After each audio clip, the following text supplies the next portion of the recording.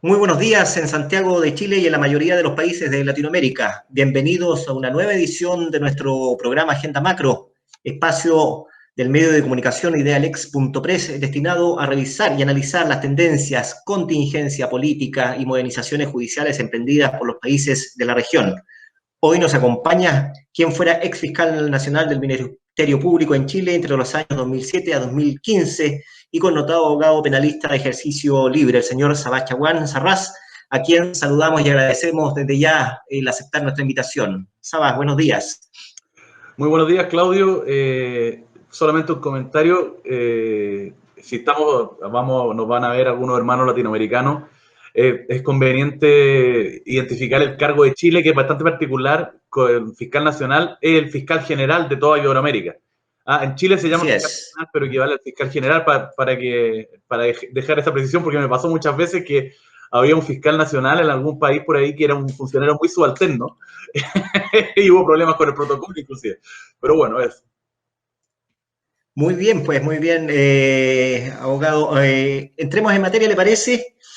Sí. En primer lugar, le quiero preguntar cuál es su opinión como ex autoridad del Ministerio Público y actual abogado de libre ejercicio sobre el funcionamiento del sistema penal en Chile en el marco de la pandemia y el estado de excepción constitucional.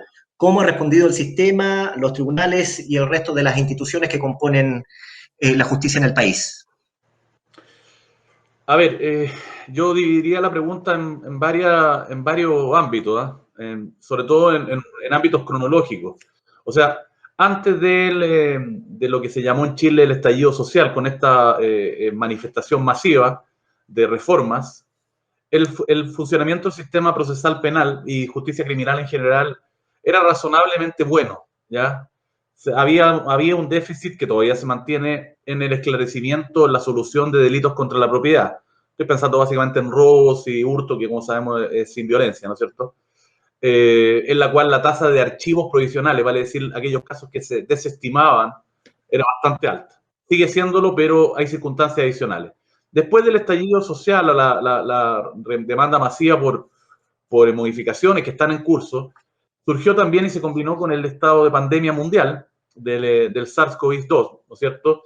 Y ahí se ha producido una avalancha de nuevos casos por una figura de nuestro Código Penal que el artículo 318 y otro que se modificó en el Parlamento, se agregó, para reprimir las desobediencias, por así decirlo, las infracciones de la regla de salubridad cuando las personas están en lo que se llama cuarentena, ¿no es cierto? Sobre todo si evidentemente han salido positivo algún examen, pero aún cuando no ha salido positivo por la instrucción y las medidas que los entes sanitarios, sobre todo, y del gobierno han adoptado. Entonces, ha habido desobediencia a eso, porque como país en vía de desarrollo, en Chile hay muchas personas que viven el día a día, de manera tal que no están con un sueldo fijo y en algunos casos tienen que salir, violar, por así decirlo, estas cuarentenas para trabajar. Y eso ha producido que haya habido muchos delitos que ingresaron al sistema de justicia criminal para ser conocidos por esas desobediencias a las normas de salubridad pública. Y ahí, dentro de eso, además, se dictó una ley en el Parlamento chileno, ley 21.226, que paralizó, por así decirlo, los periodos probatorios, los periodos de prueba en materia civil, ¿ah? Básicamente para cautelar y disminuir los contagios. Pensemos en el traslado de testigos a los tribunales, de las partes a los tribunales. Se enfatizó mucho la tramitación electrónica, pero esos juicios civiles están paralizados y están paralizados hace más de un año y siguen ingresando causas nuevas. No sé, falta de pago de un contrato de arriendo o alquiler, como dicen en otras partes, o deudas, etcétera, lo cual ha generado un progresivo atochamiento que deberá ser solucionado de alguna manera por el Parlamento y por las autoridades judiciales. Y en materia criminal, se ha utilizado fuertemente la vía telemática, sin perjuicio de algunas audiencias que tienen que hacerse con la presencia, por ejemplo, de los imputados que están sujetos a medidas cautelares, etcétera. Ha funcionado razonablemente bien, pero el gran preocupación es que se han ido acumulando una cantidad importante de procedimientos criminales que están en la etapa de juicio oral, ¿ya? Porque se han realizado algunos juicios orales por vía telemática con resultados exitosos, pero en otros es imposible realizarlos por la gran cantidad de testigos. Hay delitos económicos que están paralizados, hay delitos de homicidio en algunos casos, en que por la gran cantidad de testigos, por la gran cantidad de pruebas que hay que realizar, se ha hecho imposible realizarlos vía telemática, además que las defensas han cuestionado en algunas ocasiones que se puede violar o atentar contra el derecho a una defensa técnica adecuada por la falta de presencialidad entre el imputado y su abogado defensor. Justamente por eso le quería preguntar al abogado, a propósito de esta avalancha que viene de causas, se ha planteado que se debe perseverar, por ejemplo, en todo lo que son los procedimientos digitales de la justicia criminal, en aquellas audiencias y procedimientos en que no es necesaria una discusión jurídica de fondo. Intuyo que a lo mejor usted está de acuerdo a eso, digamos, echar mano a esas herramientas también. Sí, sin duda, en la medida que no se afecte ni el derecho de defensa ni el derecho de las víctimas a ser escuchados y a producir pruebas, etcétera, hay una gran cantidad de audiencias que se pueden realizar de una manera relativamente expedita y sin violar garantías constitucionales por la vía telemática. De hecho, yo en el ejercicio profesional liberal, como usted señaló al principio, y también inclusive en la docencia, yo estoy impartiendo clases en la universidad vía telemática también. Entonces, y ha funcionado razonablemente bien. Ahora, el tema es que la presencialidad en ciertas materias, desde luego, en una clase, en el aula universitaria, en mi concepto, es irreemplazable, y en algunas audiencias también. Pero hay una gran cantidad de audiencias que, como correctamente dice usted, se pueden realizar por vía remota. Las infracciones a la normativa sanitaria se condicen o se lo planteo al revés, que el sistema penal estaba para resolver las infracciones a la normativa sanitaria, porque ha impactado mucho eso, también lo ha señalado el mismo presidente de la Corte Suprema, el Poder Judicial en innumerables ocasiones. Sí, a ver, es que hay un tema de fondo ahí. Nuestro país tiene un código penal bastante vetusto. Es de 1874 y se basa en el proyecto de Código Español de Pacheco, anterior a 1874. O sea, ni siquiera es que estaba vigente en España en ese año.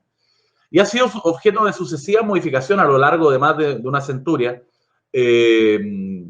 con soluciones parche. Yo creo que hay que hacer una reforma integral, un nuevo Código Penal para Chile. Yo lo he venido diciendo hace más de 15 años, 20 años, es imprescindible. Dentro de esa lógica, el artículo que mencioné, el artículo 318, es un delito que sanciona a aquellos que ponen en peligro la salubridad, la salud pública, por violación de las instrucciones de la autoridad o instrucciones de policía, dice el código, ¿ya? Y había una discusión en Chile si ese es un delito de peligro abstracto o peligro concreto, vale decir, básicamente, el sujeto que sale, viola el toque de queda sanitario, por así decirlo, viola esta cuarentena y no está contagiado con el SARS-CoV-2, comete ese delito o no. Algunos han señalado que bastaría con la infracción de las normas de salud, de salubridad, para cometer el delito. Otros sostienen que si el sujeto, el imputado o imputada, está contagiado con el virus y lo sabe, podría cometer el delito. Entonces, se ha producido una dispersión jurisprudencial y hay casos en que se ha sancionado solamente, se ha dicho, inclusive por el Tribunal Constitucional, que va a ser objeto de modificación y en mi concepto ineludible e imprescindible, pero todavía es el Tribunal Constitucional que tenemos. El Tribunal Constitucional, a mi juicio, no tan erróneamente, ha señalado que la multa que tiene este tipo penal se podría aplicar en la medida que no haya un procedimiento sanitario administrativo para no atentar contra el non bis in idem, ¿no es cierto?, la no persecución dos veces, que con lo cual no podría estar en desacuerdo porque son ámbitos distintos, pero lo ha señalado así. Y para aplicar la combinación penal, la regla de presidio que tiene este tipo penal, ha señalado que debe ser un peligro concreto. Eso lo ha señalado la Corte Suprema.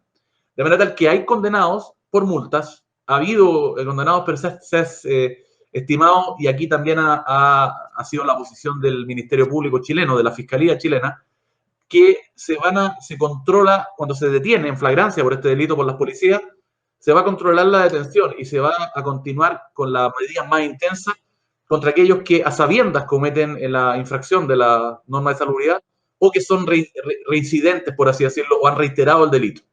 Y me parece bien.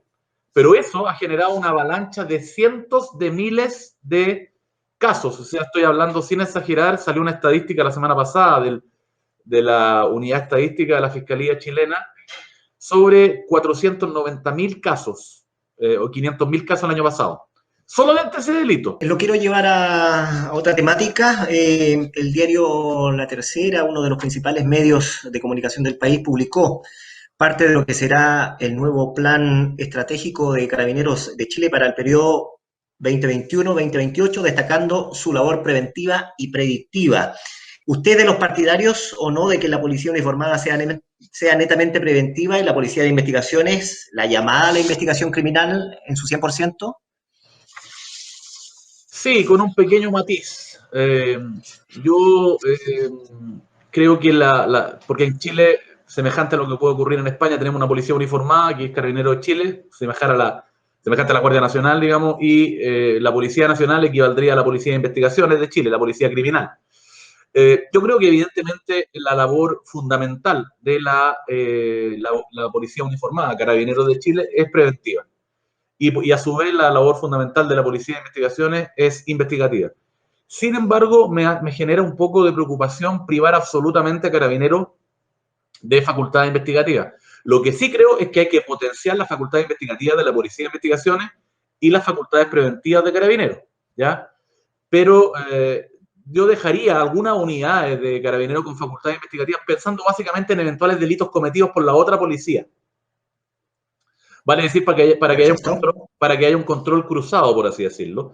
Y porque la dotación de Carabineros de Chile a lo largo de nuestro país, que sabemos que es un país larguísimo y con muchos kilómetros que recorrer, la dotación de Carabineros de Chile es la que está en más localidades a lo largo de nuestro país, en desmedro o como contraposición a la Policía de Investigación. Entonces, privar absolutamente de facultades a Carabineros, que por ejemplo está en la Patagonia chilena o está en el desierto del norte chileno, contra Policía de Investigaciones que no están en todas partes. Estoy pensando en ciudades como Villa O'Higgins en la Patagonia, como Viviri en el norte chileno, que son paisajes maravillosos, pero son paisajes maravillosos donde lo único que hay de policía es Carabineros. Eso por un lado, Claudio. Y por otro lado, yo creo que hay que hacer una fuerte, muy fuerte, por así decirlo, reforma Carabineros. No sé si llamarlo intervención, pero tiene que ser una muy fuerte intervención de Carabineros o reforma. Yo no descarto que por un periodo de transición inclusive se pueda hacer una reforma y que el general director pase a ser una figura de director general y sea un civil, ¿ya? Durante un tiempo, para hacer realmente que se eliminen ciertas prácticas de Carabineros un tanto autoritarias y que son resabios todavía del gobierno militar, donde Carabineros tomó roles que anterior al gobierno militar, a la dictadura de Pinochet, no tenía. Es una idea, no estoy diciendo que pueda ser necesariamente esa solución, esa vía de intervención, pero lo que sí hay que hacer es una reforma en cuanto a las facultades y forma de actuar de Carabineros, teniendo presente que es una institución fundamental de nuestro país, es una institución que tradicionalmente ha tenido un prestigio que en los últimos años ha decaído enormemente porque se descubrieron grandes fraudes al interior de Carabineros y también por su labor fuertemente criticada en lo que hemos llamado el estallido social o la reforma o la petición masiva de reforma, en que ha habido una multiplicidad de delitos y abusos inexcusables e inaceptables. Entonces, aprovechando esa coyuntura, digamos, creo que hay que hacer una reforma en que la policía uniformada esté claramente sujeta, porque lo está, pero más fuertemente sujeta en el día a día al control civil. Y también que haya una mayor capacitación conjunta entre ambas policías y la fiscalía encargada de la persecución criminal. Que no sean compartimientos estancos, porque muchas veces se pone, y aquí termino esto, no quiero extenderme mucho, pero se pone el énfasis en indicadores netamente policiales, como tasas de detención, en flagrancia, sujetos puestos a disposición de la fiscalía o de los tribunales, etcétera, pero no se hace el énfasis en que la policía tiene que continuar colaborando con la fiscalía en el enjuiciamiento de los culpables, en arrastrarlos ante los tribunales y, por ejemplo, fortalecer las capacidades periciales de la policía y fortalecer las capacidades de colaborar también en los juicios. Vamos, abogado, al ámbito del proceso constitucional en Chile, que va a marcar, por cierto, el año. También ha generado cierta discusión no muy notoria todavía la posibilidad de que el Ministerio Público pueda entrar a la discusión justamente constitucional. El actual fiscal nacional, don Jorge Abbott, a quien usted conoce, por cierto, por cuánto fue su director ejecutivo y lo acompañó durante su gestión, propuso cabildos al interior de la institución, lo que ha generado ciertos resquemores y críticas de algunos miembros del Consejo General. ¿Debe el Ministerio Público, a su juicio, participar de esta discusión constitucional que va a ser histórica, por cierto? Sí y no. Me explico. Creo que creo primero que la figura de cabildos al interior de la Fiscalía es un error. Creo que el señor fiscal nacional está errando, está cometiendo un yerro, porque las figuras de cabildos al interior de una institución autónoma constitucionalmente y jerarquizada es bastante difícil de llevar adelante. No digo que no haya que tener una opinión institucional. Me recuerdo que hace años se reformuló el plan estratégico de la Fiscalía, que coincidió con el mandato que tuve yo como fiscal general de Chile, digamos, y se hizo mediante la figura de sucesivas sesiones de distintos funcionarios de los distintos estamentos. En Chile hay fiscales, ¿no es cierto?, de distintos grados, hay profesionales jurídicos, hay profesionales ingenieros, contadores, trabajadores sociales, asistentes sociales, etcétera. Son técnicos administrativos y profesionales, y se hicieron distintas comisiones para que por regiones se expresara la opinión de la región, y después se vaciaban en comisiones que presencialmente venían a Santiago o se hacía por videoconferencia, fundían sus opiniones y las expresaban. Pero como está diseñado el Ministerio Público chileno, la Fiscalía en Chile, la opinión institucional la tiene que dar el fiscal nacional, el jefe superior del servicio. Y la figura de los cabildos me parece que no se concilia con el rol del Ministerio Público, porque por lo demás, la opinión de todos los miembros del Ministerio Público tienen una inhabilidad de la Fiscalía en Chile, una incompatibilidad y una prohibición a nivel legal de su ley orgánica constitucional de emitir opinión política, de participar en reuniones políticas.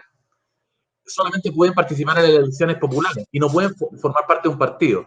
¿Y qué me preocupa, Claudio? Que si yo opino de reforma a la Constitución, que creo que son imprescindibles, estoy entrando en la arena política, aunque sea jurídicamente hablando.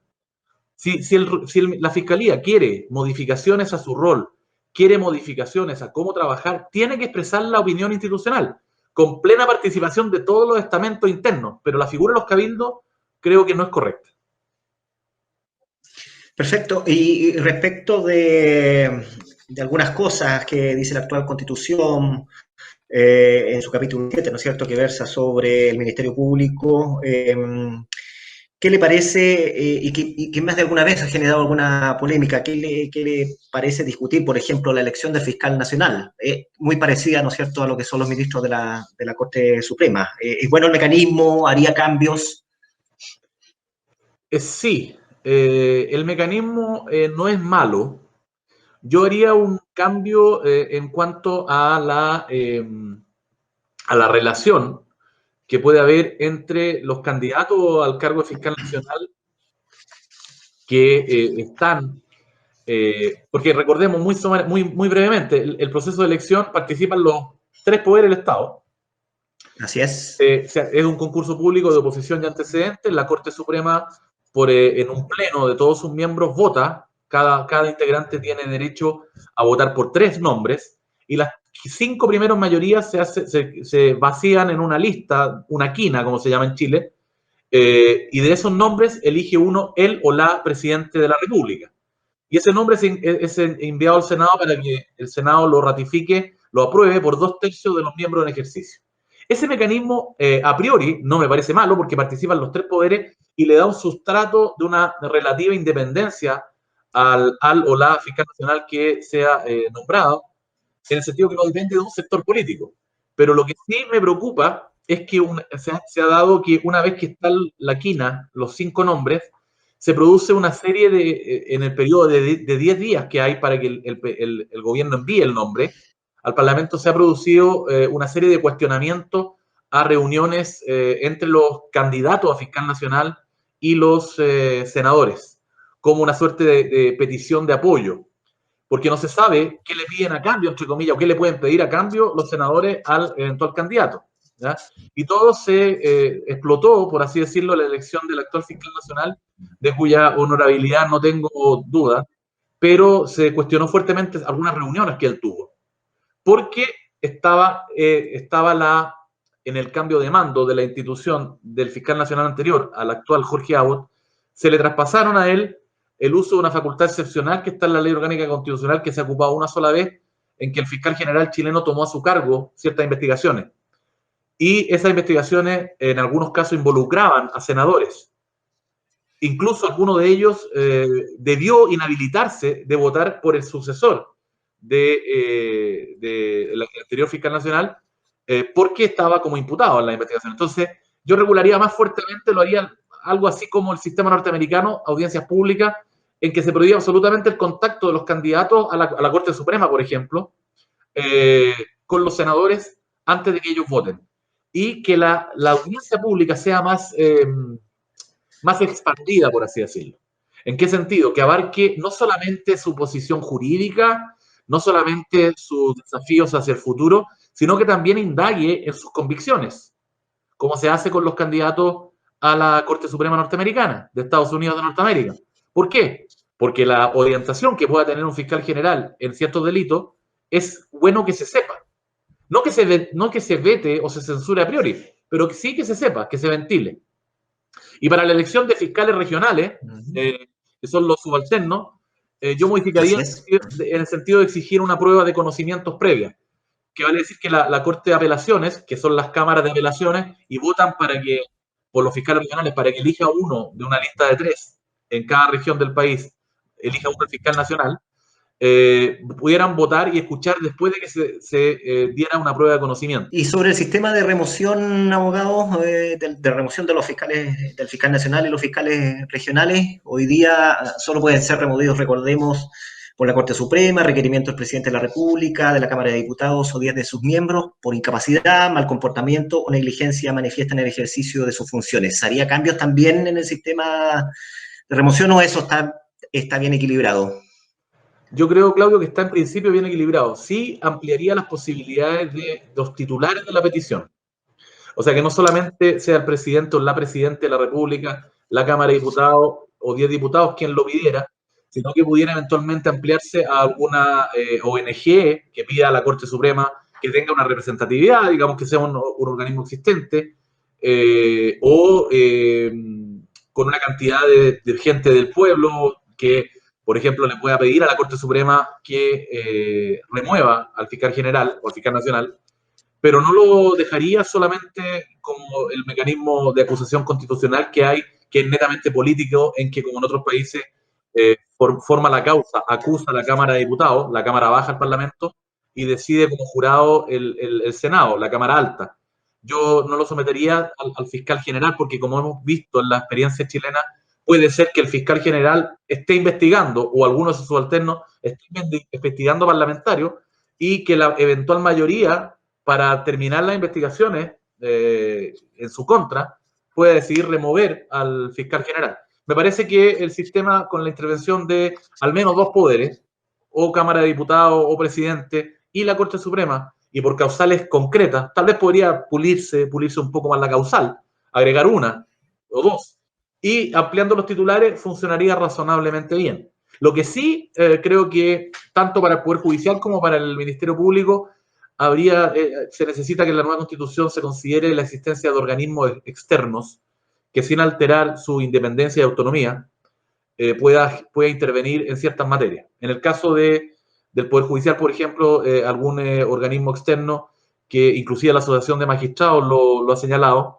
que pueda ver el tema disciplinario, ¿ah?, y de nombramientos.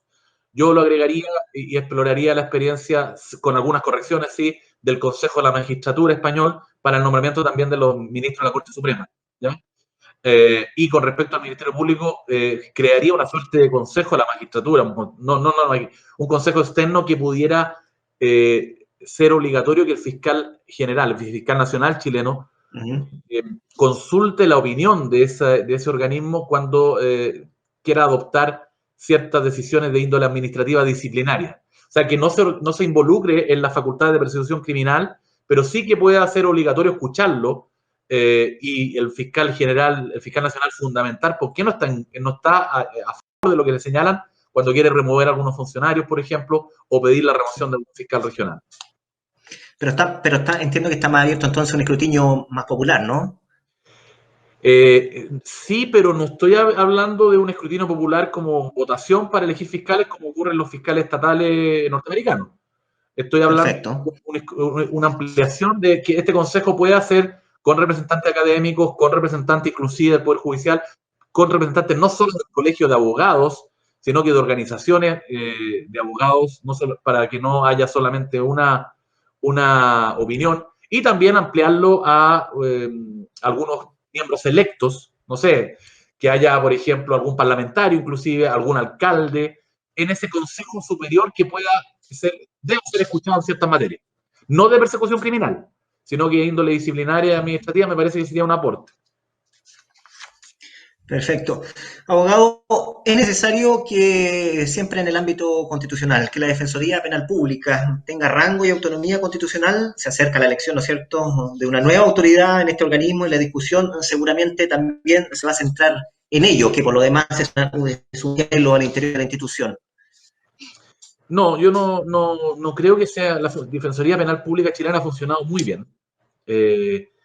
Y ha funcionado muy bien porque en la medida que se ejerce sobre ellos un control indirecto por parte del presidente o la presidente o el presidente de la República a través del ministro de Justicia, ha funcionado bien. No creo que sea necesario que tengan una autonomía constitucional, y me explico.